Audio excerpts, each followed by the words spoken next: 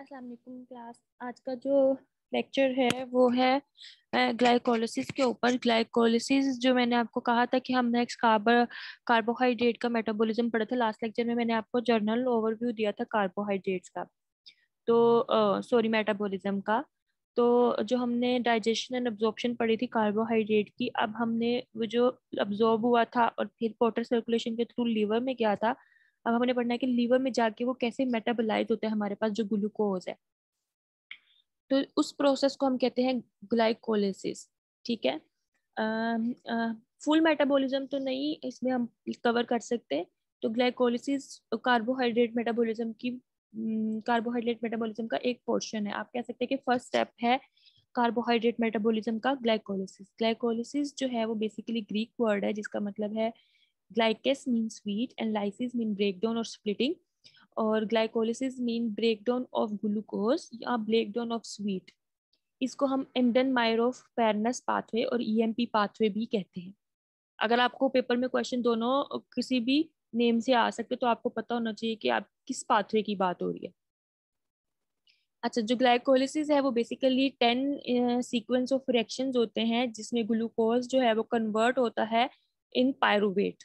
ठीक है, पायरुवेट या पायरुविक एसिड, और अलॉट ऑफ एनर्जी जो है वो लिबरेट होती है। अगर तो ग्लूकोज ऑक्सीडेटिव प्रोसेस के थ्रू ब्रेक डाउन हो रहा है तो उसे हम कहते हैं 2 मोल्स ऑफ पायरुवेट मिलते हैं हमें ग्लूकोज से और एनर्जी मिलती है। और ये जो सारा प्रोसेस है ये साइटोसोल में हो रहा होता है, और इसको ये एनरोबिकली भी हो सकता है, एरोबिकली भी। एरोबिकली मतलब ऑक्सीजन की प्रेजेंस में, और एनरोबिकली ऑक्सीजन की एब्सेंस में। ठीक है, जब ग्लाइकोलिसिस के बाद पायरुविक एसिड बन जाता है तो फिर डिसाइड होता है कि ये एनरोबिक में जाएगा या एरोबिक में जाएगा।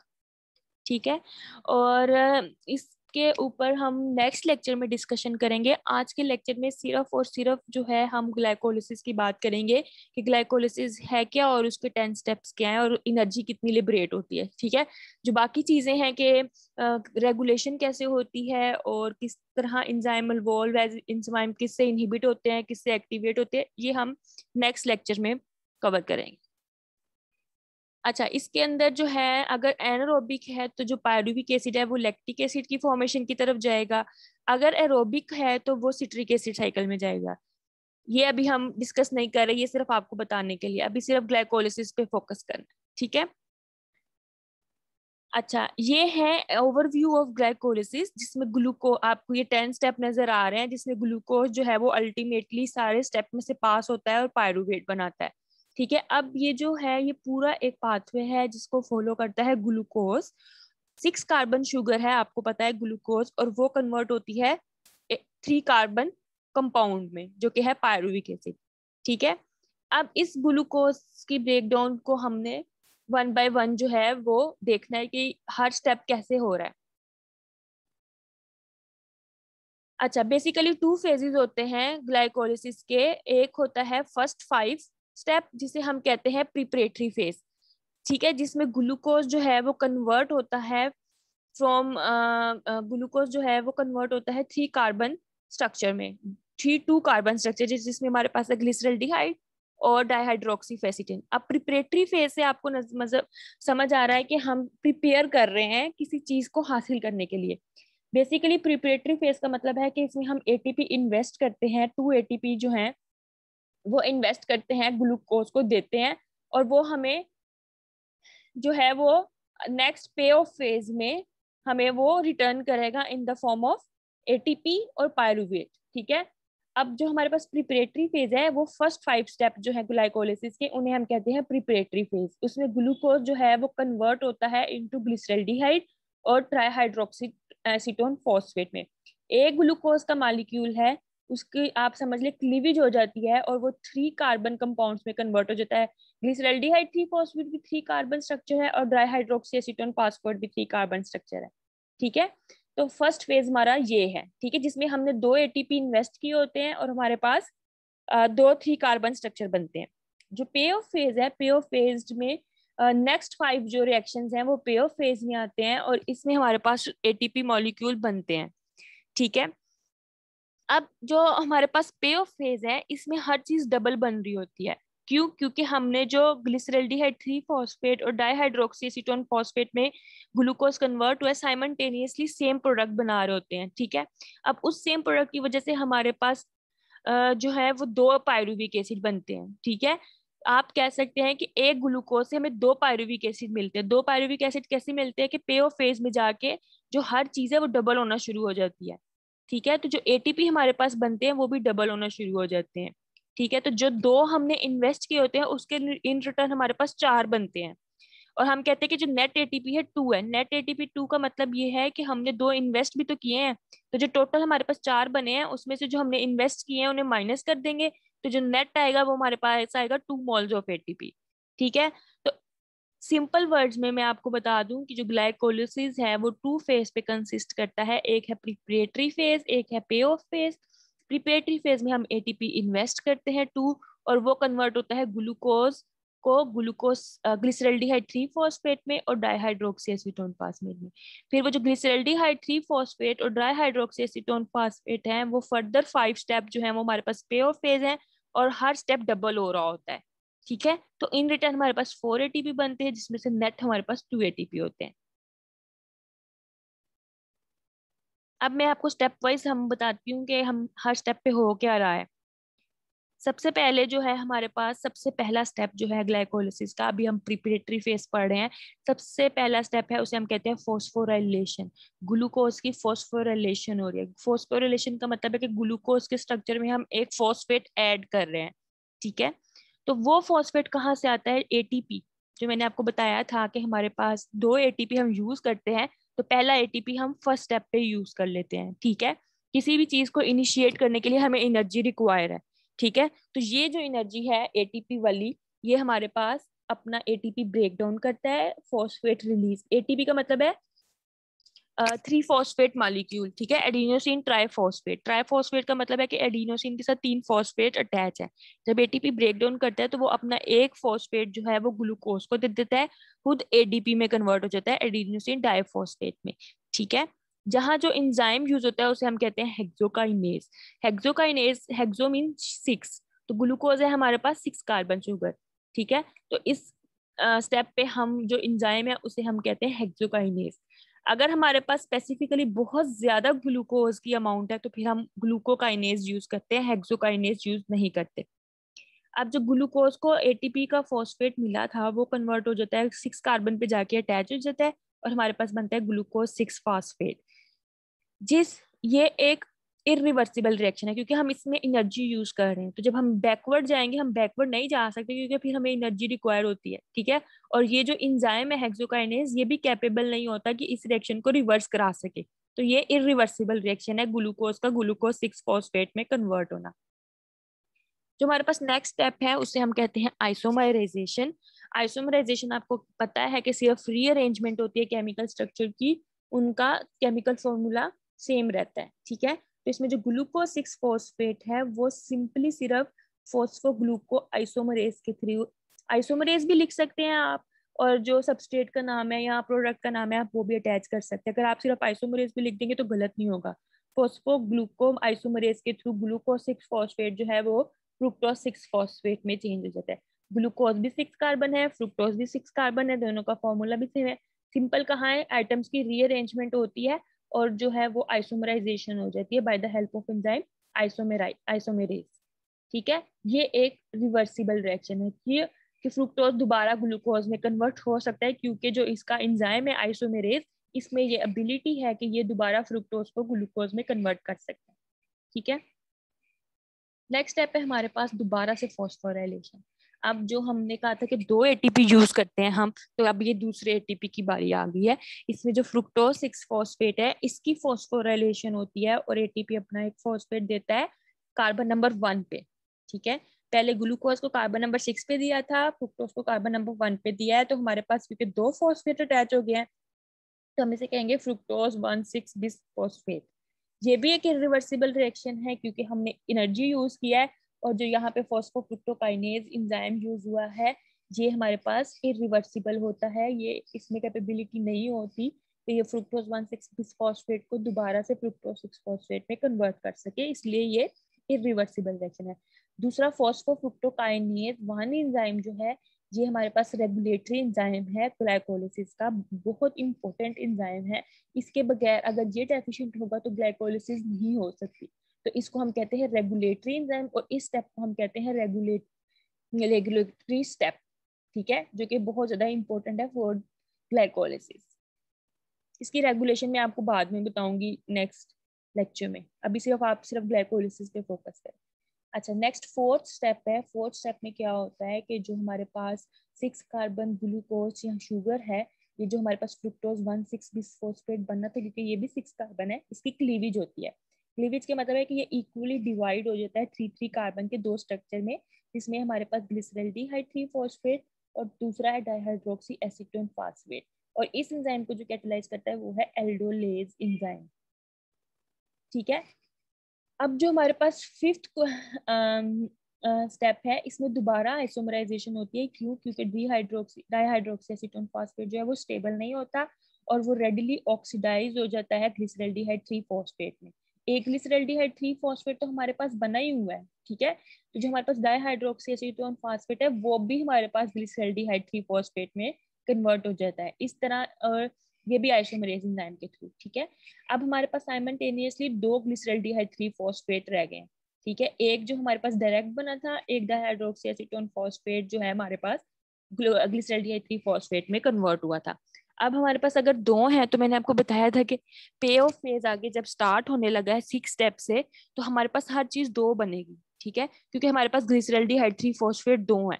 तो हर ग्लिसरल्डिहाइड 3 फॉस्फेट इंडिविजुअली अपना एक प्रोडक्ट बनाएगा, ठीक है। तो जब भी आप पे ऑफ फेज में आएंगे ग्लाइकोलिसिस के, तो आप ऑटोमेटिकली कंसीडर करेंगे कि आगे जितनी भी स्टेप होंगे वो डबल होंगे, ठीक है। अगर आपने एक एटीपी यूज किया है तो मतलब 2 एटीपी यूज किए हैं, क्योंकि एक ग्लिसरल्डिहाइड के लिए, एक डाइहाइड्रोक्सी एसिड फास्फेट से जो ग्लिसरल्डिहाइड 3 फॉस्फेट बना था उसके लिए। अच्छा, अब ये है हमारे पास स्टेप नंबर 6। अब हमारे पास 2 मॉलिक्यूल्स है ग्लिसरल्डिहाइड 3 फॉस्फेट के, दोनों ऑक्सीडाइज होते हैं, ठीक है, bye the help of enzyme G3P dehydrogenase. G3P का मतलब है ग्लिसरल्डिहाइड 3 फॉस्फेट, उसके आगे डिहाइड्रोजिनेज एंजाइम जो है वो हम यूज कर रहे हैं, जो कि कैटेलाइज करेगा ग्लिसरल्डिहाइड 3 फॉस्फेट को 1,3 बिसफॉस्फोग्लिसरेट में, ठीक है। इस स्टेप में क्या होता है कि जो ग्लिसरल्डिहाइड 3 फॉस्फेट है उसकी हो जाती है ऑक्सीडेशन, और वो कन्वर्ट होता है 1,3 बिसफॉस्फोग्लिसरेट में, ये एक मॉलिक्यूल का।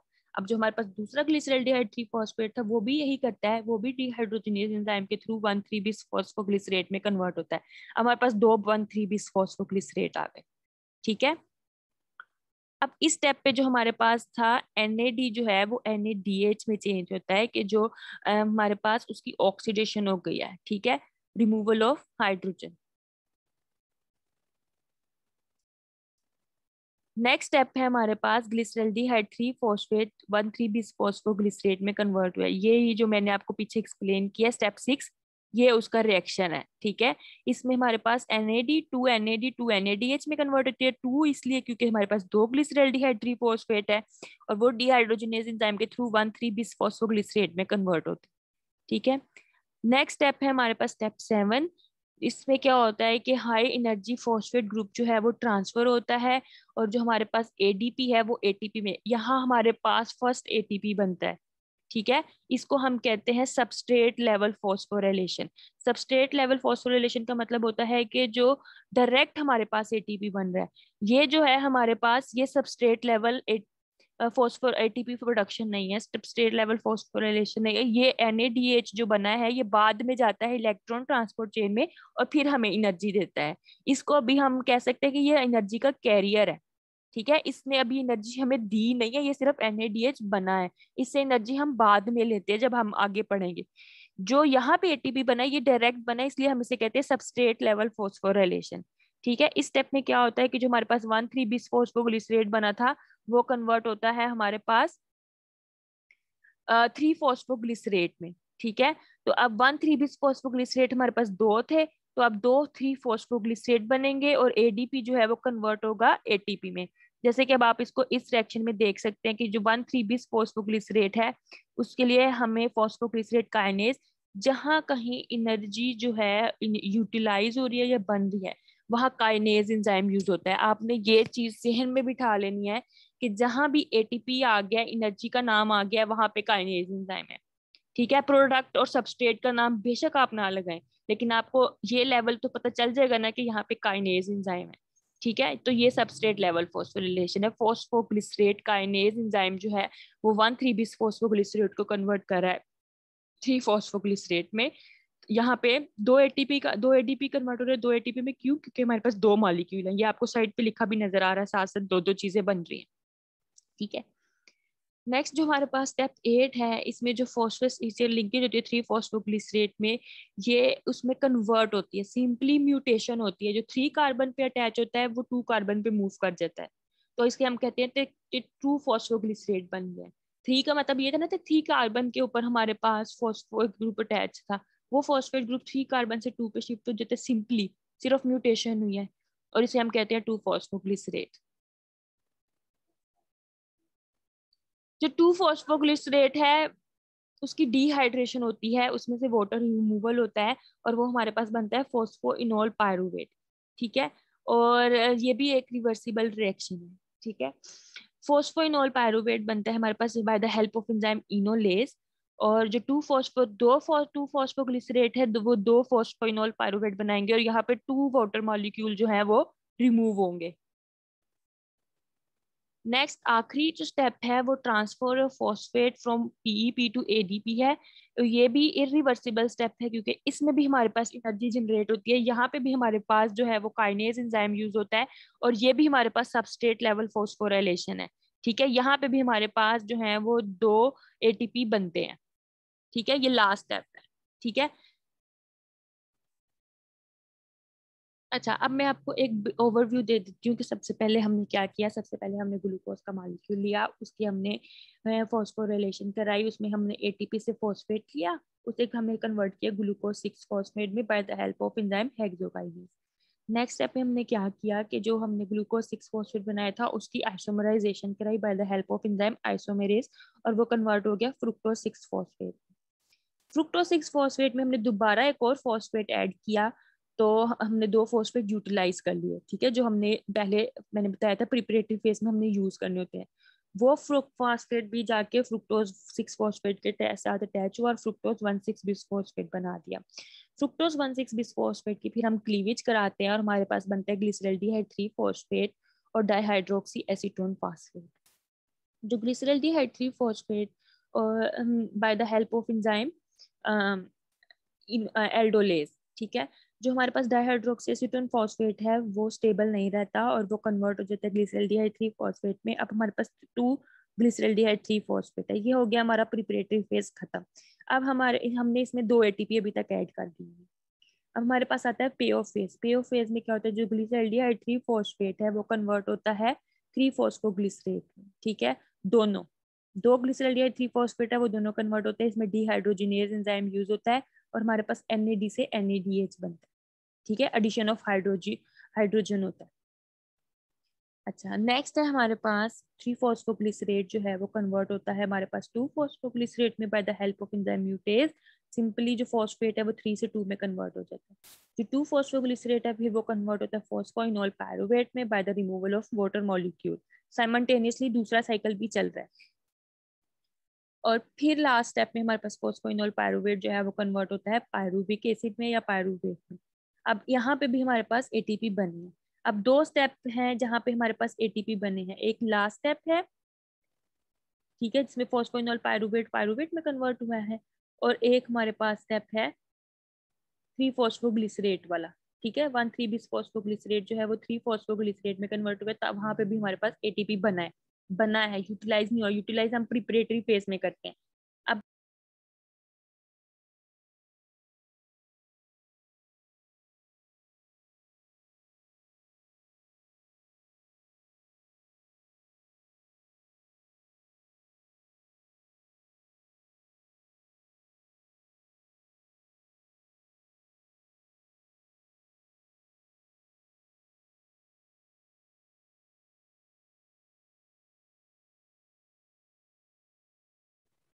तो साइमल्टेनियसली पाथवे हमारे पास चल रहे हैं, तो हमारे पास 2 एटीपी बनेंगे।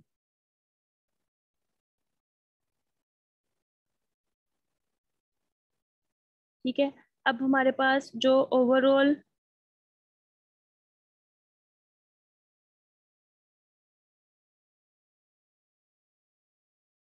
अब हमारे पास जो नई नेक्स्ट चीज है हमारे पास, वो है कि ओवरऑल हमने क्या गेन किया, क्या इन्वेस्ट किया। ठीक है, हमारे पास एक ग्लूकोज मॉलिक्यूल था, उसमें हमने 2 ATP इन्वेस्ट किए। ठीक है, 2 NAD इन्वेस्ट किए, 4 ADP इन्वेस्ट किए, और हमारे पास 2 pyruvate, 4 ATP, 2 water molecule, 2 NADH और 2 ATP मॉलिक्यूल बने। ठीक है, जो हमारे पास नेट चीज बनती है वो हमारे पास बनती है 2 पायरुवेट, 2 NADH, 2 ATP, 2 हाइड्रोजन और 2 water molecule. Glucose is oxidized to pyruvate, NAD is reduced to NADH, and ATP is phosphorylated to ATP। यही साइमल्टेनियसली हमारे पास 3 रिएक्शन जो हैं वो हो रहे होते हैं। अब जो हमारे पास एनर्जी यील्ड इन ग्लाइकोलिसिस हुआ है, ये मैं आपको पहले बता चुकी हूँ कि हमने फर्स्ट स्टेप पे एक एटीपी का मॉलिक्यूल यूज किया था, फिर हमने थर्ड स्टेप पे एक एटीपी का मॉलिक्यूल यूज किया था, सेवन स्टेप पे हमें 2 मॉलिक्यूल मिले थे क्योंकि हम 2 साइकिल 2 पाथवे फॉलो कर रहे थे, और लास्ट स्टेप में भी हमें 2 मिले थे। तो टोटल हमने कंजम्पशन 2 की गेन हमने 4 किए, नेट हमारे पास 2 आ गए। ठीक है, और ये आपका ग्लाइकोलिसिस है। अगर आपको कोई क्वेश्चन है तो आप मुझे पूछ लीजिएगा। फिलहाल बाकी जो इसकी रेगुलेशन है और एंजाइम्स की जो रेगुलेशन है और पाथवे की जो रेगुलेशन है, प्रोडक्ट की जो रेगुलेशन है, ये हम नेक्स्ट में कवर करेंगे।